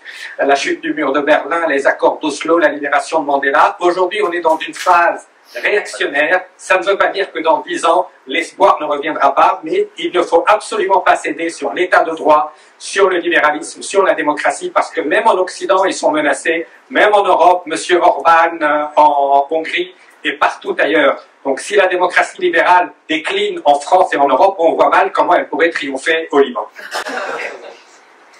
Merci pour m'avoir laissé la partie la plus facile. Je crois que le 7 octobre est un moment absolument clé et ses conséquences pour comprendre la réorganisation, pour me citer, le bouleversement du monde qui s'est produit. Et on était habitué à vivre dans un univers basé après 1945 sur l'affrontement nord-sud, sur le fait que l'extermination des Juifs d'Europe par les nazis était le crime le plus abominable et le plus originel. Or, depuis un certain nombre d'années, on a un double phénomène, effectivement, qui a lieu, qui finit dans les assignations identitaires, comme tu viens de le dire, où, d'un côté, on a une espèce de rotation des points cardinaux. Ce n'est plus une opposition entre l'Est et l'Ouest, mais entre ce que certains appellent le Sud global, qui serait porteur de la vérité, de la rédemption du mal, et le Nord, mis dans les ténèbres du septentrion. Et le grand crime contre l'humanité, ça n'est plus l'extermination des Juifs d'Europe, ça appartient au passé. Les réseaux complotistes, on dit d'ailleurs qu'on ne sait pas très bien si ça a existé. Et c'est la colonisation, le colonialisme, et Israël apparaît comme la dernière instance coloniale, et l'hécatombe des Palestiniens à Gaza en serait la réalisation. Ça s'est traduit aussi dans les sociétés européennes, dans les campus américains et autres, par la montée en puissance du mouvement woke, décolonial, anticolonial, qui fait l'impasse sur les contradictions du Sud. Et au fond, les dictateurs du Sud sont les représentants du Sud global. Et les valeurs de démocratie, celles que tu viens de mentionner, parce qu'elles sont mises en œuvre dans le Nord, sont nécessairement mauvaises. Donc ça, c'est un premier piège qui se produit. Et dans nos sociétés du Nord, s'il faut les appeler comme ça, la réaction à cette pression s'est traduit par le basculement à droite d'une partie très importante des sociétés, qui a eu pour conséquence l'élection de Trump notamment, et où on voit le basculement à droite de toutes les sociétés européennes en termes électoraux. Donc ça, c'est effectivement une situation nouvelle dans laquelle la voie est particulièrement étroite. Et le bouleversement du monde que nous vivons, pour me citer, va d'une certaine manière du 7 octobre au retour de Trump aux affaires. Et ça, c'est quelque chose qu'on ne peut pas complètement passer sous silence ou voir de manière normative. Et il me semble que justement, le Liban, dans cette configuration moyen-orientale, où dans le monde arabe, les exemples démocratiques sont assez faibles, disons les choses comme elles sont. Vous avez parlé d'élections, de partis, etc. D'un certain nombre d'autres pays arabes, on aimerait bien en parler. C'est tout simplement complètement bidon ou sans importance. Je crois que ça, c'est quelque chose déjà qui est très important. Le maintien, l'exigence démocratique dans un pays comme le vôtre est quelque chose d'absolument nécessaire. Pour ce qui est d'Israël, alors effectivement, il y a un phénomène qui est important depuis maintenant à peu près 2 ans, c'est que le sol migratoire d'Israël s'est inversé. C'est-à-dire que c'est pas seulement la suite du 7 octobre, c'était d'ailleurs la volonté de Sinoir, c'était de faire en sorte que les Israéliens, considérant que c'était foutu, allaient partir, ils partent, mais c'est surtout précisément que la société israélienne a changé avec le poids de plus important des ultra-religieux qui imposent leur agenda à la société, ce qui fait qu'une partie de la jeunesse high-tech, arc-en-ciel ou autre, est aujourd'hui en train de partir en Grèce, à Chypre et ailleurs pour essayer de faire du télétravail de l'extérieur. La question du devenir d'Israël, elle est extrêmement ambivalente parce que je ne suis pas convaincu, autant visiblement Trump est un soutien très fort de l'État d'Israël comme tel, mais Trump est quelqu'un qui, je crois que c'est l'un d'entre vous qui l'a dit tout à l'heure, qui est obsédé par la construction de deals dans la région. D'ailleurs, c'est pas pour rien qu'il a nommé un autre promoteur immobilier new-yorkais. Il n'y avait pas qu'un, bien sûr, il y avait un Libanais dans l'entourage. Il y a Massad Boulos, c'est le seul qui vous intéresse, qui a fait voter les Arabes du Michigan pour Trump, ce qui est une histoire assez extraordinaire. Et en disant, nous partageons des valeurs conservatrices, justement. Si la politique de Netanyahou lui apparaît comme empêchant son grand objectif, qui est une espèce d'accord d'Abraham XXL, dans laquelle il y a l'Arabie Saoudite et dans laquelle il y a peut-être aussi l'Iran je pense que j'avais dit behavior change, c'est ça, du système. On voit bien que l'Iran aujourd'hui est dans une situation de crise très importante. Les gardiens de la révolution ont pris une sorte d'autonomie par rapport à la hiérarchie religieuse. Ils ont fait élire quelqu'un d'autre. On ne sait pas très bien comment est mort Ibrahim Raïssi. La blague habituelle, c'est de dire que le temps était Mossad ce jour-là. Voilà. Parce que l'Azerbaïdjan était quand même assez contrôlé par les services israéliens. Il n'est pas possible à l'Iran de continuer dans la situation actuelle. Ils ont perdu la moitié de leur empire. Et aujourd'hui, il n'y a plus de chauffage dans le nord du pays, alors qu'il fait moins 20 degrés, alors que c'est le pays qui a les deuxièmes réserves de gaz du monde, à cause de la corruption, etc. Donc, il est fort probable qu'il va y avoir quelque chose qui va bouger en Iran, qui aura sans doute, si ça se passe dans le sens qu'on peut espérer, des conséquences apaisantes, disons, sur la polarisation libanaise. Mais donc, il me semble qu'il y a des... J'ai terminé, je vous rassure. Il me semble qu'il y a... je vais vous prendre comme Madame ma conscience, Madame la censure, ça, Madame le ciseau. Ça suffit, vous êtes tellement terrorisante. Et donc, il me semble que c'est là le grand défi sur la capacité d'Israël. Je crois... on l'a dit tout à l'heure, ça reste gendarme principalement aujourd'hui. Hein. Ils ont été entitled, comme ça va aux États-Unis. Les contradictions de la société israélienne sont quand même gigantesques. Là, la raison pour laquelle Netanyahou essaye de s'accrocher et ne veut pas qu'il y ait de la paix, d'ailleurs peut-être avec l'assentiment de Hamas, hein, pour continuer un état de belligérance, c'est que le jour où la guerre cesse vraiment, il va falloir qu'il parlait de reddition des comptes tout à l'heure, et il en a un sacré à rendre. Comment se fait-il que, under his watch, pour le parler libanais d'aujourd'hui, il n'y a pas eu de vigilance pour le 7 octobre. Alors, on peut dire rétrospectivement, c'est parce que le Mossad était exclusivement consacré sur la destruction du Hezbollah. Et que ça prenait du temps, et que l'opération des beepers, c'est des années de travail, d'investissement, etc., acheter les gens, probablement des Libanais d'ailleurs, pour fournir au Hezbollah les armes sans se les faire piquer, etc.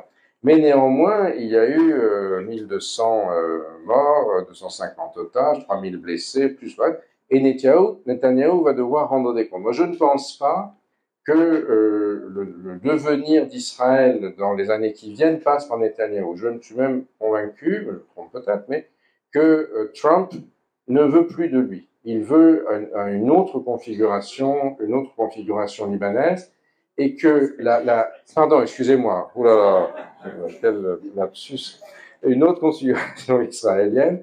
Je ne suis pas sûr qu'il sache très bien où est le Liban. Espérons, mais il sait, oui, sur le père de l'un de ses gendres, oui, ça c'est important, oui. Abu Michael. Mais c'est aussi un des éléments qui va se jouer. Je crois que Israël est aujourd'hui dans une crise existentielle assez profonde, me semble-t-il. Et on le voit ici, hein, parce que il m'arrive de faire des conférences dans des milieux juifs comme dans des milieux arabes. Moi, chez tout le monde, je parle, c'est mon travail d'ex-universitaire aujourd'hui. Mais je sens bien qu'il y a une très forte inquiétude sur ce qu'Israël est en train de devenir. Et ça fait partie, si vous voulez, des enjeux pour la société du Moyen-Orient de demain. Bon, on va juste prendre deux dernières questions, très rapides, directes. Parce que ça fait des personnes attendent derrière. Lina Khadam, je suis de l'activiste du Liban. Et ma question, ça concerne. Oui. Demain, c'est la 4e commémoration de l'assassinat de Lokman Slim. Nous sommes des partenaires et des amis de Lokman, nous sommes des activistes, nous avons travaillé depuis plus de 15 ans avec lui. Aujourd'hui, nous avons fait parvenir M. Salam que sur les 4, peut-être, ministres chiites, il fallait qu'il choisisse 2 au moins. Vous avez dit que un intellectuel en politique peut créer des situations compliquées. En fait, il peut créer des situations catastrophiques au cas où M. Salam ne se montre pas assez courageux pour imposer 2 chiites indépendants, libéraux, souverains, tout ce que vous voulez. S'il va aussi choisir des candidats de Hamas ou de Hezbollah, tout va aller vers l'échec. Je ne pense pas qu'il va revenir dans ce monde. À votre avis, est-ce que les autres composantes du tissu libanais peuvent aider tous ces voix indépendants chiites à faire parvenir aussi cette demande à M. Salam? À votre avis, comment faire pour casser le monopole du gauche? On peut avoir la deuxième question, s'il vous plaît, C'est Georges. Oui. Je suis Selim Bralini, je suis juste un étudiant. Désolé si ma question va paraître un peu banale, mais Monsieur Karim, à un moment, je crois, vous avez parlé d'un état profond, par exemple la bancocratie ou bien le clergé, et vous avez dit que le tandem Aoun Salam doit pouvoir discuter ou bien apaiser pour appliquer leur agenda réformiste en quelque sorte. Donc comment Aoun Salam vont pouvoir discuter ou bien apaiser cet état profond pour appliquer cet agenda que nous attendons? Oui. Non, juste, je ne pense pas qu'il faille apaiser l'état profond. Je disais juste que cet état profond va opposer des résistances extrêmement virulentes. Ils vont utiliser toutes les armes à leur disposition. Ils vont frapper en dessous de la ceinture. Il est impératif d'aller vers des symboles forts pour montrer que cette ère est révolue. Et un des symboles forts, c'est celui dont Lina Hamda merci d'être avec nous et merci d'avoir mentionné la mémoire de Lokman Slim. Un des symboles serait précisément de casser ce monopole communautaire. Est-ce que dans l'état de traumatisme où ils sont, parce qu'il faut quand même prendre compte que cette communauté estime qu'elle a subi son Armageddon politique. Et aujourd'hui, toutes les communautés, chacune à son tour a subi son Armageddon politique. L'assassinat de Hassan Nasrallah pour la communauté chiite, c'était un peu l'équivalent de Bachir Gemayel chez les Maronites, de Rafid Hariri chez les Sunnites, de Kamal Jumla chez les Druzes. Donc à mon avis, le temps est venu de tourner une page, que tout le monde admette que chacun à son tour a pu commettre les mêmes erreurs. C'était la thèse d'un grand intellectuel libanais, Samir Frangini, cousin de l'autre, qui disait « Chaque communauté a fait des paris dangereux, a pensé pouvoir chercher des protecteurs en dehors de la nation. Aujourd'hui, notre seule garantie de survie, c'est notre État, édifier un État en allant vers des compétences, des indépendants, ne plus permettre à des partis, quels qu'ils soient, de monopoliser quelque poste que ce soit. Je pense que c'est l'état d'esprit du Premier ministre. Il n'en reste pas moins que les réalités politiques sont telles qu'il va falloir faire des compromis. Et en effet, les intellectuels en politique, soit ils se heurtent à des compromis, ils finissent par jeter l'éponge, soit ils se laissent happer. On n'a pas énormément d'exemples. On a Václav Havel en Europe, la révolution de velours en République tchèque. Dans le monde arabe, on avait Moncef Marzouki qui avait une certaine envergure intellectuelle. Ça peut mal tourner, mais il faut quand même, avant de l'accabler, lui donner le bénéfice du doute, parce qu'on est encore dans une phase de transition, et je pense qu'il est dans cette logique progressivement s'ouvrir. C'est quelqu'un qui vient d'une famille traditionnelle, mais qui s'est rebellé dès sa jeunesse. Aujourd'hui, c'est devenu un réformateur centriste. Est-ce que ça suffira pour bousculer ce régime, pour affronter cet état profond? Je n'en suis pas sûr, mais en tout cas, ça ne réussira certainement pas si on retombe tous dans un cynisme, dans une désillusion, et en se disant c'est destiné à échouer. Il se peut que ça échoue, mais il faut quand même qu'on essaye tous ensemble.